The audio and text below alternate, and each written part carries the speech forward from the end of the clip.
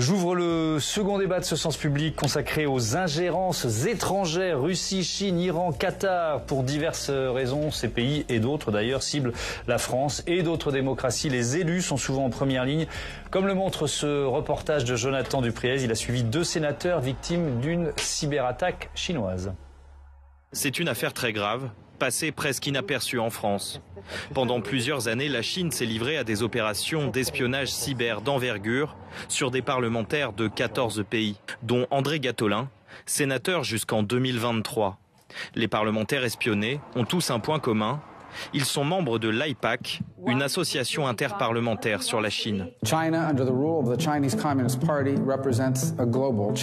L'AIPAC, ce sont des parlementaires qui sont conscients que nous avons un problème relationnel avec la Chine et une Chine de plus en plus agressive. On s'est dit, nous, en tant que parlementaires, essayons de nous coordonner pour agir. Fondée en 2020, l'AIPAC se mobilise sur des sujets gênants pour Pékin. Persécution des Ouïghours, soutien des mouvements pro-démocratie à Hong Kong ou encore Taïwan. Ces engagements les font entrer dans le viseur de la Chine. Et là, nous devenons très rapidement, la cible, une des cibles privilégiées des autorités chinoises. La Chine passe aux actes en janvier 2021, quand le groupe de hackers APT31 lance une campagne massive de hameçonnage. 10 000 courriers électroniques malveillants arrivent sur les boîtes mail des membres de l'AIPAC. Au Sénat, le mail d'André Gattolin est infecté. Une attaque par des images qui comportent un pixel qui télécharge des logiciels espions, ce qu'on appelle des chevaux de Troie. Sur le coup, je me rends compte naturellement de rien. Plus de 3 ans s'écoulent jusqu'au 25 mars 2024. Jour où la justice américaine, avec le FBI dans un communiqué, révèle les agissements de la Chine et l'identité de 7 hackers. Les autorités américaines promettent aussi jusqu'à 10 millions de dollars de récompenses pour toute information permettant de les localiser. Ce hacking d'APT31 aurait ainsi pu permettre à la Chine d'avoir une vision sur les données potentiellement sensibles de centaines de parlementaires pendant des années. C'est comme si vous voulez jouer au poker et que vous avez un miroir derrière chacun des joueurs. Vous savez à peu près ce qu'ils ont en capacité de jeu. Et selon le cas, vous pouvez même avoir quelqu'un sous la table qui va vous glisser la carte qui fonctionne bien. Et l'affaire se complique encore lorsqu'André Gattolin apprend du FBI que les autorités françaises savaient, dès 2022, soit 2 ans avant que l'affaire n'éclate, et sans qu'aucun parlementaire ne soit averti. Je ne comprends pas ce silence des agneaux. Pourquoi les autorités cachent aux parlementaires, dans le cadre de leur fonction, sur un instrument de leur fonction, leur mail institutionnel, qu'ils ont été attaqués. Pour l'ex-sénateur, la France aurait sciemment ménagé Xi Jinping, vu comme intermédiaire possible avec Vladimir Poutine au début de la guerre en Ukraine. Dans sa quête d'information, l'ex-sénateur obtient du FBI la liste d'autres parlementaires français hackés, dont le sénateur centriste Olivier Cadic. Ce dernier interpelle le gouvernement. Allez-vous attribuer formellement ces attaques à APT31 ? Ces éléments font l'objet d'investigations sur le plan national, y compris sur le plan judiciaire. Il semblerait que l'information soit arrivée à nos services depuis 2022, donc je comprends que ça fait un petit moment que vous travaillez dessus. Et on attend effectivement impatiemment de se sentir rassuré. Je vous remercie. J'ai été choqué par le fait que nos services, dans lesquels j'ai une totale confiance, ne nous ont pas informés. Il faudra qu'on s'explique le moment venu. Et ça, j'ai envie de dire, on va laver le linge sale en famille. J'ai pas envie de faire cadeau à M. Xi Jinping. S'il y a un malentendu, on va en parler. À ce jour, la France n'a toujours pas dénoncé publiquement l'implication de la Chine dans cette affaire d'ingérence. De son côté, André Gattolin a porté plainte. En judiciarisant l'affaire, il espère faire de ce cas un exemple. Ingérences étrangères des élus pris pour cible, c'est le titre du documentaire de Jonathan Dupriez qui est à revoir sur notre antenne le 25 octobre prochain, 19h, est disponible évidemment sur notre plateforme sur publicsénat.fr. Qui sont ces pays qui attaquent nos démocraties? C'est le thème de notre débat avec justement Olivier Cadic. Bonsoir. Bonsoir. Bienvenue, sénateur Union centriste des Français établis hors de France. Nicolas Quenel, bonsoir. Et bienvenue. Vous êtes journaliste indépendant et auteur de ce livre Allô Paris, ici Moscou, publié aux éditions de Noël. Anthony Bélanger, bonsoir et bienvenue. Vous êtes éditorialiste à France Info TV, spécialiste des questions internationales. Évidemment, Sophie Dravinel est restée à mes côtés, éditorialiste politique. C'est donc la Chine qui vous espionnait. Olivier Cadic, est-ce que vous savez pourquoi? Est-ce que vous avez répondu à cette question finalement assez qui peut être la première question? Écoutez, certainement parce qu'ils ont imaginé que on était en train de comploter contre eux, puisque on fait partie de l'AIPAC. Donc, ce sont les parlementaires qui travaillent ensemble sur la Chine, sur ce que fait la Chine. Donc, c'est l'AIPAC qui a mis en lumière ce qui se passait avec les Ouïghours, par exemple. Et ça, donc, forcément, ils savent qu'on discute ensemble. Donc, ils sont à l'écoute. Ils veulent savoir ce qui se trame, ce qu'on va dire, ce qu'on va mettre en lumière. Donc, je pense que c'est ce qui les a animés. Et le fait que les autorités françaises savaient et n'ont rien fait. Vous êtes toujours aussi en colère. On voyait dans le reportage, vous dites on va régler ça en famille. Mais comment vous l'expliquez là aussi? Ménager le président chinois? Non, je pense qu'effectivement, faudrait quand même qu'on comprenne un peu notre ligne sur les sujets.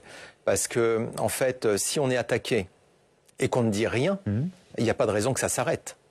Et donc, la problématique, elle est là. C'est qu'on constate chaque année, d'année en année, l'augmentation des attaques que nous subissons. Et qu'est-ce qu'on fait? On demande aux citoyens de se responsabiliser, de bien se protéger. La question, c'est qu'est-ce que l'on fait pour que ça s'arrête?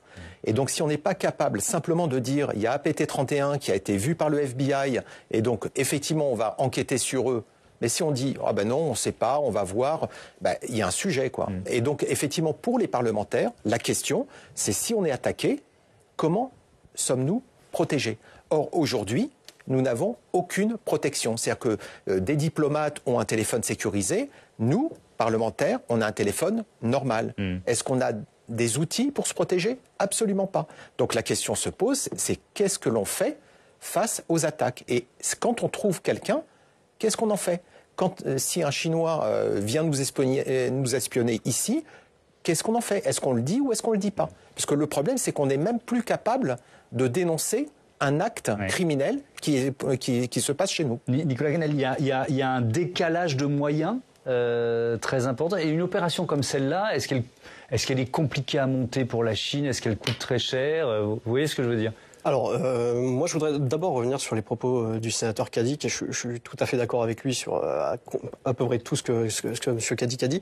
Quand même, avec un petit bémol, c'est qu'il n'y a pas tout à fait rien qui n'est fait pour protéger les parlementaires. On peut penser notamment à la DGSI, qui fait de plus en plus de formation des élus pour essayer de leur faire avoir aussi des bons comportements numériques pour éviter, on va dire, les plus gros pièges. Après, pour répondre à votre question plus directement, ce genre d'opération, j'ai presque envie de dire que c'est un petit peu le quotidien.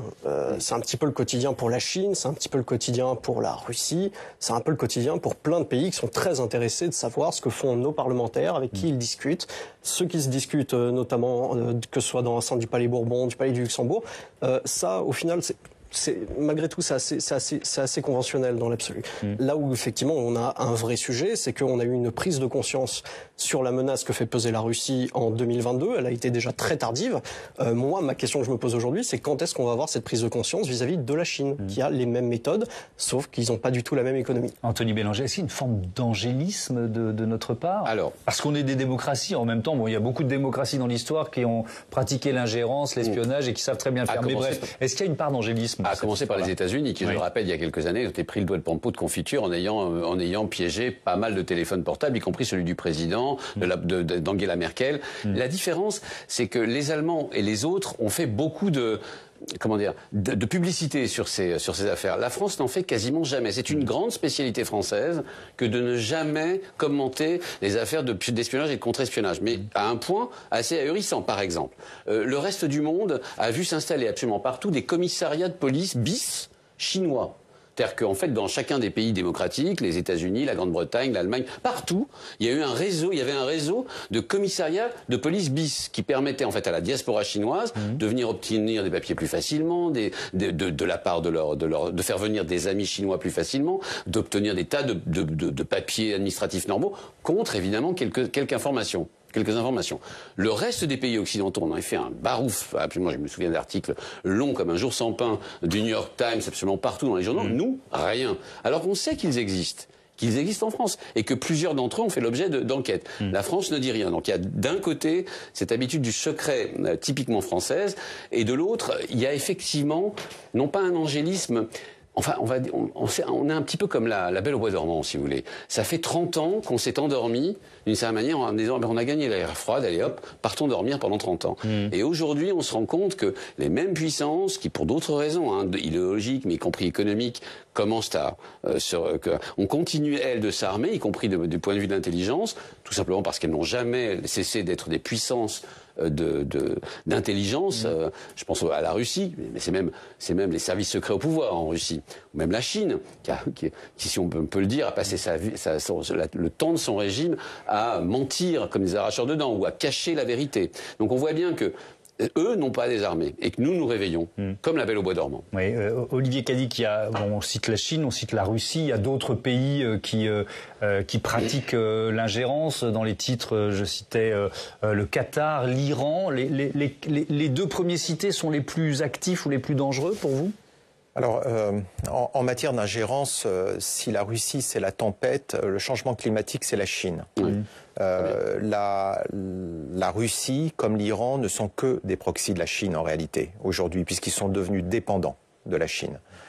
Il y a d'autres pays qui pratiquent l'ingérence, effectivement, mais il faut revenir à la source, parce que celui qui est derrière tous les autres, c'est à lui il faut pas d'ailleurs se détourner de la Chine, parce que le problème démarre là. Et il tient tout derrière. Donc c'est vraiment le problème numéro 1. Il y a 250 000 personnes qui travaillent pour les services secrets chinois. Vous vous rendez compte ce que c'est ? 250 000 personnes. Le nombre de personnes qui ne s'occupent que de la France. Donc vous pouvez l'imaginer. Attendez, 250 000 agents au service secret chinois. Et combien ne s'occupent que de la France ? Et il y en a un certain nombre, partie, on ne sait pas, voilà, mais une partie. Et qui ne fait que la France. Et depuis 2017, il y a une loi en Chine que Xi Jinping a mis en place qui oblige tous les Chinois à collaborer avec les services secrets chinois. Et vous avez même ceux qui vivent à l'étranger. 60 millions de Chinois qui vivent à l'étranger et qui ont toujours quelque part une relation. Et il y a la menace qui pèse sur ces Chinois qui sont en Chine. Donc ceux qui vivent en France, par exemple, sont potentiellement menacés. Et donc il y a un vrai sujet. Donc c'est comment on aide cette population, parce que tous ne sont pas en faveur du Parti communiste chinois. Le dire, vous voyez, c'est pas, il faut pas dire les Chinois. Il y en a que très peu qui sont en faveur du Parti communiste chinois, mais ils peuvent être instrumentalisés contre leur gré. D'accord ? Donc, faut pas l'oublier. On est face à quelque chose qui est très compliqué, qui a une puissance par rapport à la nôtre, qui est surdimensionnée. Et donc, effectivement, faut trouver des nouveaux systèmes de réponse. On va beaucoup parler de la Russie dans ce débat, mais Nicolas Canel, vous êtes d'accord pour dire que on est dans une autre dimension avec la Chine aujourd'hui ? On doit comparer les moyens mis en œuvre pour déstabiliser nos démocraties. Ah oui, complètement. Quand même remettre un petit peu les choses dans l'ordre. Quand on parle de la Russie, on parle d'un pays qui a un PIB qui est équivalent à celui de l'Espagne. Quand on parle de la Russie, on parle d'un pays qui est en voie peut-être de devenir la première puissance économique mondiale à court terme. Forcément. Donc la Chine, la Russie, PIB de l'Espagne, la Chine, première puissance économique mondiale. On n'est pas sur les mêmes échelles. Oui. On n'est pas du tout sur les mêmes échelles. On n'est pas sur les mêmes moyens. Et surtout, on n'est pas sur les mêmes profils. Quitte à parler un petit peu de traîtrise, pour les gens qui vont s'acoquiner d'un peu trop près avec le régime russe, le niveau n'est pas bon. Globalement, on n'est pas sur les gens les plus qualifiés, on n'est pas sur les gens qui ont les meilleurs niveaux de diplôme, pas les meilleurs réseaux. Concrètement, quand vous n'êtes pas assez talentueux pour aller trahir au profit des États-Unis, vous allez vous improviser gaulliste et patriote et vous allez traîner du côté de l'ambassade de Russie. Côté chinois, c'est pas tout à fait la même chose. Eux sont en mesure de recruter des gens qui ont du réseau, qui ont des diplômes, qui sont bien insérés au sein de l'État. Et on a beaucoup de questions, que ce soit vis-à-vis des politiques, des journalistes aussi, qui sont en train de se poser là-dessus. Et là-dessus, on a effectivement toujours une naïveté. Petite question sur, alors là je me concentre sur la Russie. Il y a eu des épisodes de déstabilisation dans les périodes préélectorales, là, dans les européennes ou législatives. On se souvient des mains rouges, des étoiles de David Taguet, etc.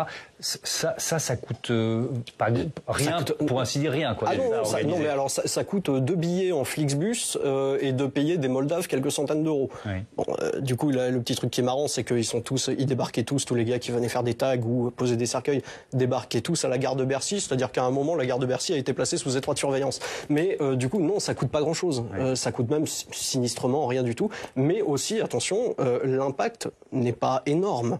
L'impact n'est pas très bon, sauf pour les étoiles de David, mais c'est même pas de la responsabilité des Russes, c'est de la responsabilité des médias qui se sont jetés sur l'affaire sans rien vérifier et qui nous ont servi pendant une semaine. Ouais. Alors, on a participé ensemble à une émission sur le traitement de l'actualité par les médias. Anthony, vous êtes d'accord avec cette idée? C'est-à-dire que là, en l'occurrence, c'est peut-être... J'aime pas trop montrer du doigt, mais des confrères de chaînes d'infos qui en ont trop fait sur ces événements, sans se poser la question de qui était à l'origine et qui pouvait chercher à nous déstabiliser. Toujours facile à dire après, dans quel contexte, a posteriori. Il faut rappeler le contexte aussi dans lequel ça s'est noué. Mais je trouve ça intéressant et je maintiens ma question parce que ces ingérences n'ont d'intérêt que si elles trouvent une caisse de résonance médiatique. Vous voyez ce que je veux dire? Ils le savent. Donc, en fait, ils savent très bien qu'ils vont tenir. Ils savent très bien en faisant ces croix de David dans une période compliquée qu'ils vont tenir, que ça va tenir une semaine d'infos. Ils cherchent que ça. Et donc, en fait, on peut pas vraiment le reprocher aux chaînes d'infos continues qui ont déjà leur objet dans ce qu'elles proposent. Elles sont en continu. Donc en continu, elles sont pas. C'est pas qu'elles sont pas là pour vérifier. Elles sont là pour vérifier que des tags ont vraiment été commis, pour mettre en place plusieurs hypothèses, mais elles sont pas là pour faire l'enquête, ou en tout cas pas au jour le jour. Mais c'est exactement. Elles peuvent. Non, mais attendez. Quand même un peu. Mais bon. Bien sûr. Allez. Mais pour le coup, pour le coup, c'est pas à elles de réfléchir au long terme, enfin à moyen et à long terme sur l'ensemble des réseaux d'influence. Mais je reconnais qu'il va falloir, c'est encore une fois ce que je vous disais de la Belle au Bois dormant, il va falloir se réveiller un peu et avoir un second thought, c'est-à-dire quand on va avoir affaire à ce genre de choses, se demander systématiquement si on n'est pas l'objet d'une manipulation. On parle d'une sorte de responsabilité collective, c'est ce qu'on peut dire, si on veut mieux se défendre face à ces ingérences étrangères. On parlait des programmes de formation, par exemple, pour les élus. Qu'est-ce que vous en pensez? Attendez, vous pouvez vous former. Vous savez, quand on regarde le nombre d'attaques, j'ai dit, moi, on m'a appris petit que quand je prenais une claque sur la joue gauche, je devais tendre la joue droite. On m'a pas appris ce que je devais faire quand je prends 10 claques par heure. Donc il y a un moment, je veux dire, vous pouvez me former ce que vous voulez. C'est ce niveau d'ingérence. On est face à une vague et il n'y a pas de plan. Quand il y a eu, lors du Covid, quand l'ambassade de Chine a mis sur son site que le personnel des EHPAD avait quitté les EHPAD et laissé les gens mourir de faim et sans traitement. C'était sur le site de l'ambassade de Chine. J'avais demandé dans un rapport que l'on ait une force de réaction cyber. 1 an et demi plus tard, on a créé Viginum. On a vu l'intérêt de Viginum pendant les Jeux Olympiques. On a vu ce qui s'est passé. On a eu des rapports qui permettaient de prévenir les gens. Donc c'est pas de la formation, c'est simplement de l'anticipation. Attention, voilà les attaques qui vont nous arriver. Aujourd'hui, nous avons besoin d'une force de dissuasion cyber. Il faut qu'en face, ils sachent qu'à chaque attaque, il va y avoir une réaction. Voilà. Il faut qu'ils sachent qu'on va s'organiser et ça doit être fait de façon collective, mais il faut maintenant une force de dissuasion cyber. On ne peut pas continuer à se faire attaquer comme ça sans qu'il y ait de réponse. Sophie ? Si je peux me permettre, ce qui irait avec une force de dissuasion cyber pour les élus, pour des parlementaires comme vous, c'est aussi une adaptation des moyens à ces attaques-là. Moi, je discute avec des parlementaires qui ont suivi des députés, par exemple. Il y a eu la DGSI, est venue faire une formation à la mi-septembre pour les parlementaires, les députés qui font partie de différents groupes associés à la défense ou au renseignement à l'Assemblée. Ça faisait à peu près 70 personnes. Bon, c'était une réunion d'information, c'était pas vraiment une réunion de formation. Ils leur ont parlé de tous les outils dont ils auraient besoin, qu'ils devraient mettre en place, notamment quand ils partent à l'étranger, quand ils vont dans des colloques, dans des endroits où effectivement toutes les données sont aspirées, renvoyées, enfin vous le connaissez. Il faut des téléphones particuliers, il faudrait qu'ils puissent être nettoyés, visités, il faudrait que tout ça puisse être pris en charge. Mais qui a les moyens de cela alors que toutes les administrations sont en train de se faire couper leur budget cette année particulièrement. Et aujourd'hui, là-dessus, les députés, les parlementaires, ils se retrouvent un peu démunis. Et donc, ils sont contents de cette formation, mais ils se disent « so what ?»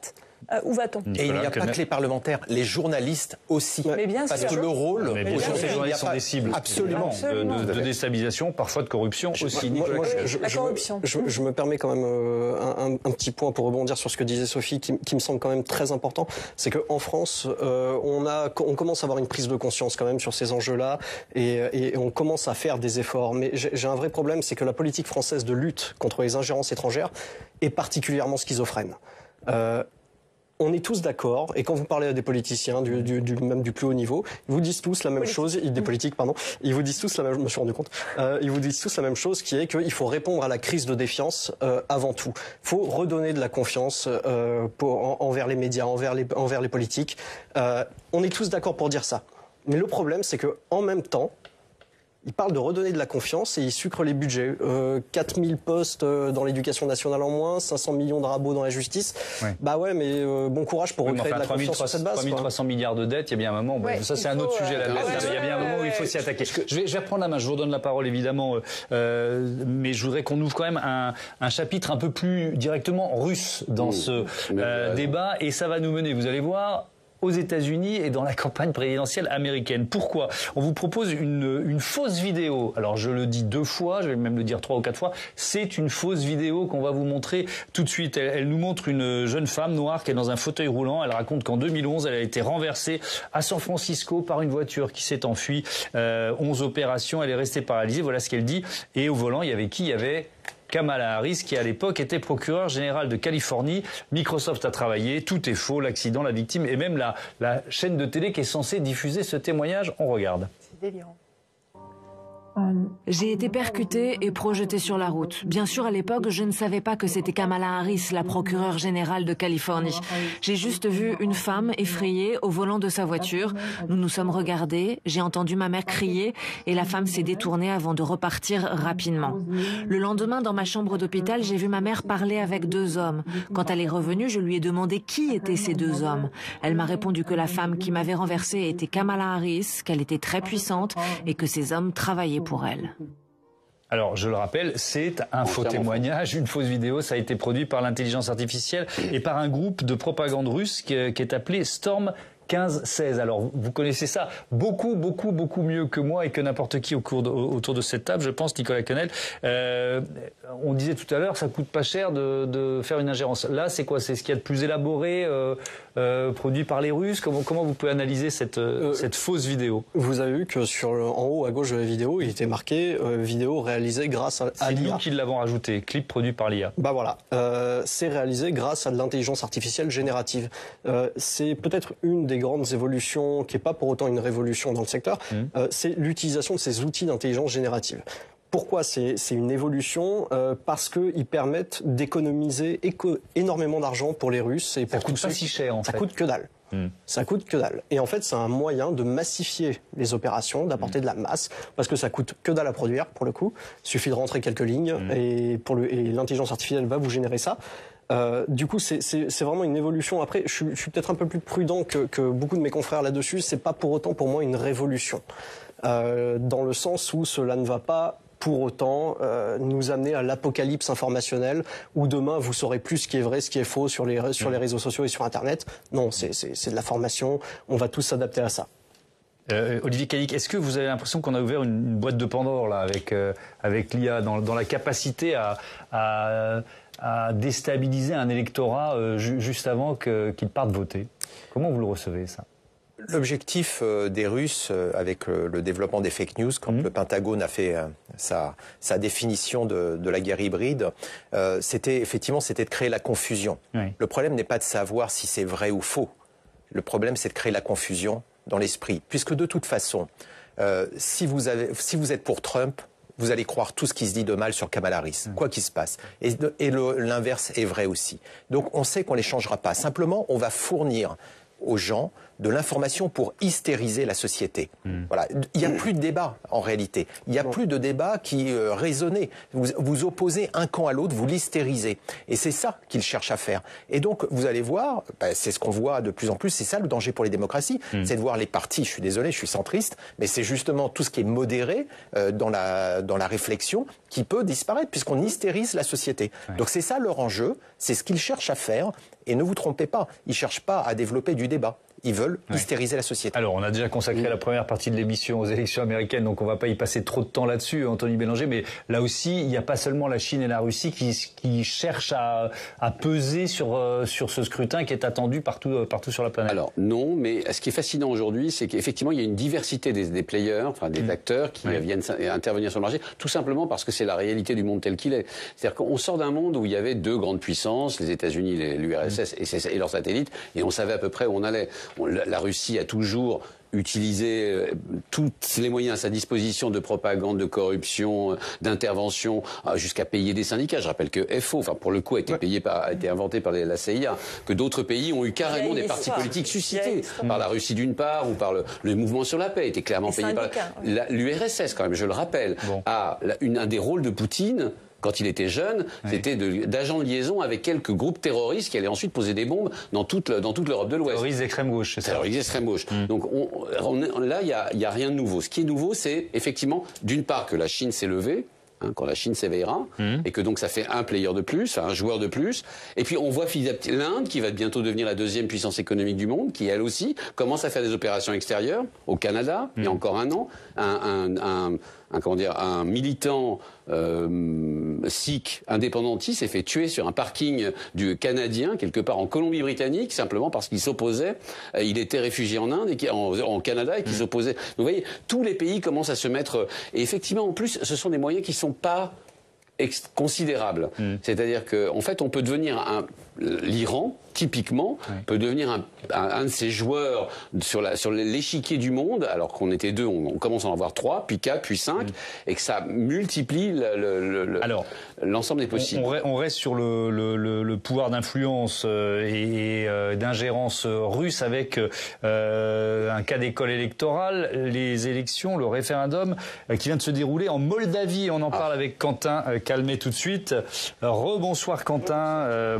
Vote, c'était dimanche, qui a été marqué par des accusations justement d'ingérence venue de la Russie. Oui, il s'agissait effectivement, vous le disiez, d'un double vote pour l'élection présidentielle moldave, ainsi que d'un référendum pour ou contre une future adhésion du pays à l'Union européenne. Et à peine les premiers résultats publiés, la présidente sortante moldave, Maia Sandu, a déploré, je cite, une fraude d'une ampleur sans précédent commise par des groupes criminels agissant de concert avec des forces étrangères hostiles à nos intérêts nationaux. Alors finalement, Maia Sandu termine en tête du premier tour avec 41% des voix et le oui à l'adhésion réalise 50% des voix, mais c'est bien une douche froide pour le camp europhile moldave, c'est ce que disait Le Monde hier, tant le pays paraît divisé maintenant sur la question de l'intégration à l'Europe. Et la présidente sortante dit avoir des preuves de l'ingérence russe. Oui, elle l'a dit dans la nuit de dimanche à lundi, avant même donc que les résultats définitifs ne soient connus. Écoutez un extrait de sa prise de parole. Nous disposons de preuves et d'informations selon lesquelles ces groupes criminels visaient à acheter 300 000 votes. Une fraude d'une ampleur sans précédent. Leur objectif était de saper le processus démocratique. Des journalistes indépendants qui en plus ont pu assister à ces fraudes. On a vu cette vidéo édifiante tournée par la BBC. La journaliste a rencontré dimanche une électrice qui dit qu'il y avait un homme présent autour du bureau de vote et qui aurait promis 500 puis 1000 roubles, soit 10 € pour voter dans un certain sens. C'est donc documenté. Là, de son côté, le porte-parole de la Commission européenne a évoqué hier un contexte d'interférence et d'intimidation sans précédent de la part de la Russie et de ses relais, dans le but de déstabiliser les processus démocratiques en République de Moldavie. Le second tour de l'élection présidentielle est prévu le 3 novembre prochain. Thomas. Merci beaucoup Quentin. Nicolas Quesnel, est-ce que c'est vraiment sans précédent ou est-ce que c'est pas très surprenant de la part de la Russie? Je tombe pas de ma chaise quand j'entends que la Russie essaye de déstabiliser des élections. Après, pour le coup, c'est toujours très délicat d'arriver à essayer d'estimer un petit peu ce que ça a réellement pesé sur le résultat final. On a un résultat qui est quand même en demi-teinte. C'est vraiment sur sur le fil, hein, l'adhésion. Donc, je ne sais pas si on peut. Je pense qu'il y a quand même un écueil qu'il faudrait éviter, c'est de dire que ça s'est joué sur le fil à cause de l'ingérence russe. Alors, à mon avis, c'est plus compliqué que ça. Alors, j'ai la réponse en fait. Tous les sondages avant le référendum donnaient le référendum gagnant à 65%. 65 à 70%. Je reconnais que c'est la Moldavie et que on peut s'interroger sur la qualité des sondages. Mais enfin, tout de même. Donc la différence entre sur une question simple, c'est-à-dire que les sondages peuvent se tromper quand il s'agit de Et ça, c'était combien de temps avant le scrutin? Ça, c'était quelques jours avant le scrutin. Mais même vraiment la veille du scrutin, j'ai pu faire une chronique en expliquant que le scrutin était quasi gagné d'avance parce que les sondages montraient une avance incroyable du oui par rapport au non. Donc que ça soit terminé à 50,32% montre combien la Russie est capable mais d'une façon, la Moldavie pour elle c'est un terrain de jeu. Elle apprend beaucoup. C'est pas cher, ça peut rapporter gros. C'est-à-dire c'est pas cher. Vous avez un des pays les plus pauvres d'Europe. Vous voyez bien que pour 10 € vous achetez un vote. Qu'en plus il y a sur place des tas de gens qui peuvent se mettre au service de la Russie parce qu'ils ont faim, tout simplement, et donc en fait, c'est vraiment typique d'un pays qui était à la fois beaucoup plus important qu'on imagine, vu de France. C'est l'ancienne Bessarabie, c'est toute une affaire pour la Russie. C'est une affaire notamment de principe. C'est les anciennes frontières de l'Empire. Et par ailleurs, un bon moyen de déstabiliser un pays aux portes de l'Union européenne, comme elle a tenté de le faire dans tous les pays baltes et en Ukraine. Et il nous reste une douzaine de minutes et on va se concentrer sur les moyens de se protéger, comment la France peut améliorer son système de protection. Mais une dernière petite question, Nicolas Kahl, sur peut-être la Géorgie. Il y a un scrutin samedi en Géorgie, là aussi législative, et puis question d'un référendum pour ou contre l'Union européenne. Bis repetita, on peut le craindre d'après vous? On peut le craindre. Ce qui donne peut-être un petit peu d'espoir pour les forces pro-européennes, c'est quand même de voir la mobilisation, notamment de la jeunesse dans la capitale. Maintenant, je reste très prudent quand il s'agit de parler de résultats d'élections, donc je vais pas m'avancer plus que ça. Alors on va rester prudent et on va ouvrir ce chapitre consacré à la façon dont la France se protège. On a commencé à l'évoquer, mais Sophie, vous allez nous parler de transparence sur la vie publique. Eh bien un petit peu oui, parce que la HATVP, vous connaissez, oui sans doute monsieur le sénateur, on connaît tous autour de la table, c'est la Haute Autorité pour la transparence de la vie publique. Et elle est surtout consultée, Thomas, par les quidam, c'est-à-dire par ceux qui veulent connaître la situation patrimoniale, c'est-à-dire le porte-monnaie finalement des nouveaux ministres, des parlementaires aussi, des maires des communes de plus de 20 000 habitants, des responsables des exécutifs locaux, ça fait pas mal de monde. Et c'est de la transparence. Et la transparence, ça n'est pas du voyeurisme, c'est une vertu démocratique. Mais ce n'est pas la seule mission de cette haute autorité. Ça n'est pas la seule mission de la HATVP qui vient depuis cet été, depuis une proposition de loi du député Sacha Houlié, reposant sur plusieurs travaux parlementaires, dont d'ailleurs celui des sénateurs Dominique de Legge et Rachid Temal. La HATVP s'est donc vue confier la mission d'encadrer l'influence des intérêts étrangers en France. Et la préoccupation est réelle chez les élus, elle va croissante depuis quelques années. Les affaires de corruption et les responsables piégés par des étrangers mal intentionnés émaillent en effet notre actualité. Et désormais, donc, toutes les personnes physiques ou morales qui mènent des actions d'influence sur les politiques publiques de la France devront le déclarer mieux ou plus qu'avant. Alors il y aura aussi un certain nombre d'actions qui seront listées, c'est ça? Oui, absolument. Des actions de communication auprès du grand public, comme d'ailleurs la reconversion professionnelle des responsables publics. On en a tous en tête et tous un peu des polémiques que je ne citerai pas. Mais les laboratoires d'idées, think tanks et autres instituts vont d'ailleurs aussi devoir déclarer les dons et versements venus à l'extérieur de l'Union européenne. Sur cette base donc, une véritable et une vaste répertoire public devrait être constitué et disponible d'ici juillet prochain, nous assure l'organisme indépendant qui se cherche d'ailleurs un nouveau président depuis le départ à la justice de Didier Migaud. La démarche est volontariste, elle est analogue à celle qui est déjà engagée aux États-Unis, mais aussi au Royaume-Uni ou au Canada. Et alors, on parlait budget tout à l'heure. Est-ce qu'il y a une question de réduction de budget pour la haute autorité ou pas? Eh bien, pas chez eux, pas vraiment. La HATVP est une espèce de bulle. Et elle devrait bénéficier de 6 emplois d'ailleurs supplémentaires en 2025, nous apprend la lettre A. C'est dire si le sujet est pris au sérieux quand les administrations, effectivement, gémissent sous le poids des coupes sombres dans leur budget. Et comme dans l'administration, chez les élus, est-ce Est-ce qu'on croit à ce nouveau rôle de la haute autorité sur la transparence? Alors, on s'interroge quand même sur les moyens réels d'enquête de la HATVP. On s'interroge aussi, on se demande si le dispositif est vraiment adapté aux opérations qui ne sont pas seulement menées par des États-nations, mais aussi par des multinationales et donc des enjeux plus capitalistiques qu'économiques.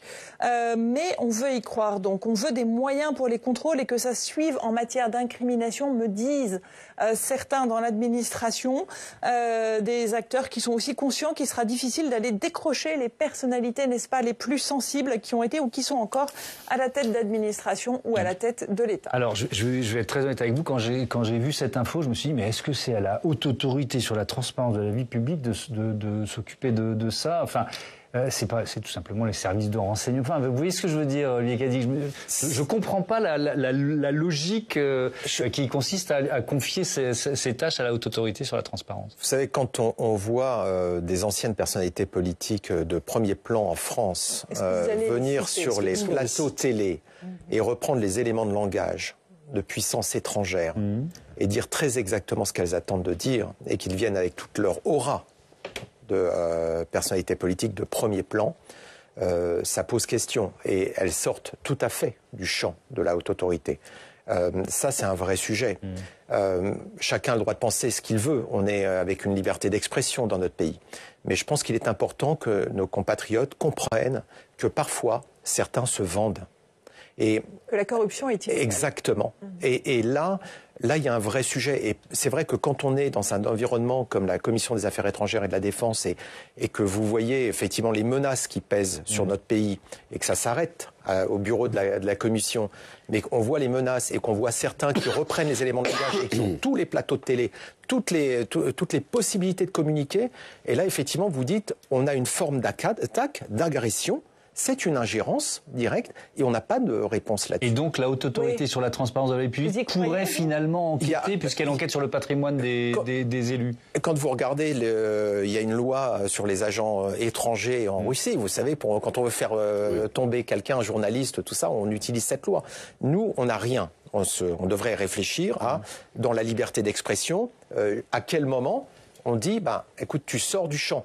Quand on voit dans le reportage les adjoints au maire qui partent à Moscou pour l'élection, c'était pas prévu.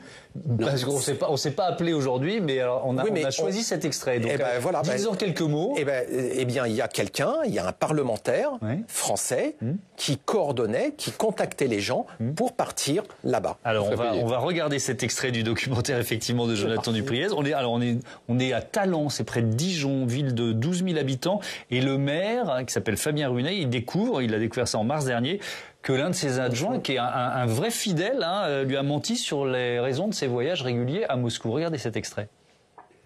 Un journaliste de France Info qui m'appelle sur mon portable et qui me demande si Cyril Gaucher est bien adjoint au maire de la ville de Talent. Il attire mon attention sur le fait qu'il se présente comme observateur international, qu'il est là pour accréditer une élection présidentielle, et auquel cas je découvre l'information. Fabien Ruinet se renseigne auprès des autorités. Il apprend que Moscou n'a pas accrédité d'observateurs internationaux de l'OSCE pour le scrutin. Une élection aux allures de plébiscite pour Vladimir Poutine, émaillée de fraudes massives. J'ai vérifié auprès du ministère des Affaires étrangères et de la préfecture, c'est finalement comment se déroule une élection en Russie. Et là, vous apprenez que, par exemple, une enveloppe dans un bureau, ça n'existe pas.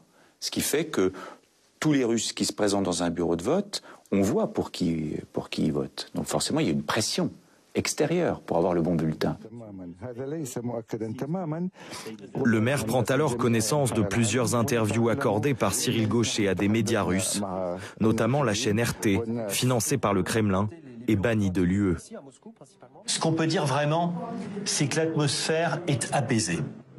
On sent véritablement, alors que ce soit au sein des équipes qui tiennent les bureaux de vote, ça me rappelle vraiment ce que je vis en France. On voit des gens qui s'expriment très librement, qui ont une parole véritablement libre. Dans les propos qu'il tient, il joue sur le fait d'être un élu de la République. La France, pour la plupart des Russes, c'est le pays des droits de l'homme, c'est le pays de la liberté, c'est le pays de la démocratie. Et c'est un élu de la République qui finalement tient des propos absolument incohérent, en tout cas ahurissant par rapport à la situation réelle que subissent les Russes aujourd'hui. Olivier Cadic, le fait de renforcer les pouvoirs de l'haute autorité sur la transparence de la vie publique ne mettrait pas forcément fin à ce cas particulier, parce qu'il ne va pas rentrer dans les cases dont nous parlait Sophie tout à l'heure. Non, je pense que le problème, c'est plutôt le parlementaire qui organise tout ça en France, oui, et qui donc travaille avec le grand organisateur et qui travaille plutôt exactement, qui les choisit et donc il y a un moment, c'est pour ça que il y a un moment, on le sait, donc je vais pas m'en prendre à tous ces idiots utiles. Voilà, c'est ce que j'allais dire. Du Kremlin, mais il faut aller chercher quand même celui qui organise ça. Bon, je tiens à souligner qu'il y a des... Je ne sais pas si vous vous souvenez de ce journaliste américain qui s'appelle Tucker Carlson, qui faisait partie des grands journalistes de Fox News. On a pu voir dans une scène ahurissante entrer dans un Auchan à Moscou en disant mais regardez, c'est merveilleux. À Moscou, il y a des hypermarchés dans lesquels vous pouvez vous balader et acheter tout ce que vous voulez. Donc il y a un niveau de ridicule que même ce maire a quand même atteint lui-même à son corps défendant dans le reportage, en se demandant si une élection, en découvrant qu'une élection n'était pas libre en Russie. Vous voyez, le maire commentant son adjoint qui est allé faire. Je crois qu'il a surtout été déçu parce que l'adjoint en question était un proche, il se connaissait très bien.